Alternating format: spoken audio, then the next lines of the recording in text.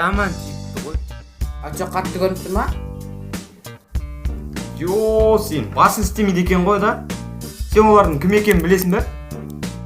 Білмеймін, түріне қарасам бір гопник сияқты ғой. Сен үйтіп топникқа прикол ұстама. Короче, ол осы районның ең авторитетный, салмақты жігіті.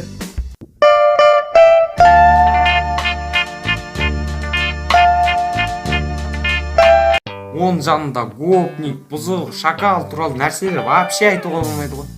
Короче, ана жылы бала маған бүтіндеп тұрады ғой. Алында зікет психтап жүремін ғой, прикинь. Андау сендер жалғыз емес, сендер шакал теріп өлтірген шығарсыңдар, Базар жоқ.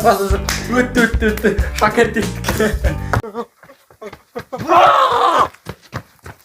Ол осы районның психі. Мә, ақша қайда? Ақша қайда? Қайда ақша? Мә. Алло, да, мама? Я тренировкадамын.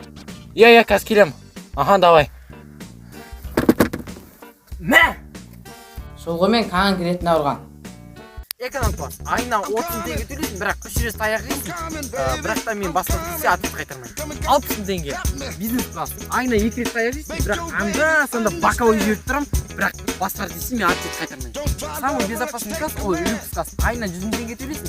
Аналарда тиісің, мыналарда тиісің, басқа таяқ жемейсің. Бірақ анда-санда басқа шалым алып тұрам. Осы аласың ба? Аяғым жедел бар, сізден бар уақыт давай. Сонымен не істейсің? Мен қалам осы район. Енді не істейміз?